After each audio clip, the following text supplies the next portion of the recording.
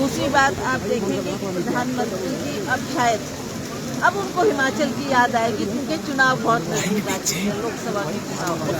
तो हमने उनसे यही प्रश्न करना था। आज हमें इस बात का खेद है कि जो वायदे उन्होंने पिछले चुनाव, लोकसभा के चुनाव के इसमें किए थे, चाहे वो बेरोजगारी की बात थी, प्रधानमंत्री जी का खुद ये बयान कि 2 करोड़ युवाओं को 1 साल में भारतवर्ष में रोजगार दूंगा। उन्होंने खुद 450 का सिलेंडर को महंगा बोलते हुए बोला कि आप मुझे मौका दो, मैं इस गैस के सिलेंडर का भाव कम करूंगा। पर दुख की बात यह है कि इतना सर में बीत गया, अब तो लोकसभा इलेक्शन भी आ गए, अब आपने 100 रुपये उसमें कम कर दिया, तो कौन सी बड़ी बात करते? कौन सी बड़ी बात करते? आप तो बोलते थे मैं 450 से नीचे लाऊंगा। अब मेरा ख्याल उसकी कीमत 1200 या 1300 रुपये है। दूर दराज के क्षेत्रों में लोगों को, महिलाओं को बहुत दिक्कत हो रही है। ये बात भी हमने उनके सामने रखी और उस पर भी उन्होंने गौर नहीं किया। अगर गौर किया होता तो ये अग्निवीर जैसे हादसे ना हुए होते, जिससे हमारे नौजवान जो देश की सेवा करना चाहते हैं, आर्मी में भर्ती होना चाहते हैं कि हम देश की सेवा, उसके लिए वो बहुत प्रैक्टिस उनको करनी पड़ती है। आर्मी में भर्ती होने के लिए उतनी मशक्क़त करने के बाद भी उनकी सुनवाई नहीं की गई, उनकी बात पर गौर नहीं किया गया। और जो ये अग्निपथ इन्होंने लाया, उससे बहुत से बच्चों का भविष्य खराब हुआ है।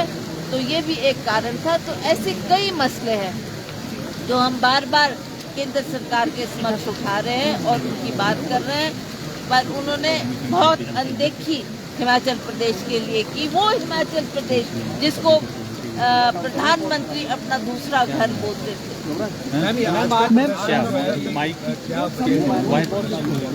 इसीलिए जो मैंने कैमरा लेकर हमारा रोष है, आपकी सरकार को अस्थिर करने का प्रयास कर रही है।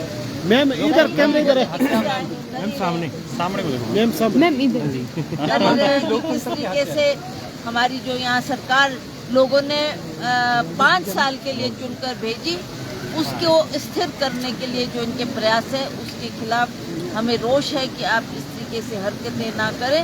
और जो ये लोकसभा के चुनाव आ रहे हैं, इसका सामना करें। लोग देखेंगे और वो खुद निर्णय करेंगे कि हमने किस पार्टी को। मैम कोऑर्डिनेशन कमेटी गठित होगी। मैम कोऑर्डिनेशन कमेटी, अब आप संतुष्ट है? क्योंकि जिसकी मांग आप कर रहे थे वो तो पूरी होगी। ये तो एक कोऑर्डिनेशन कमेटी है।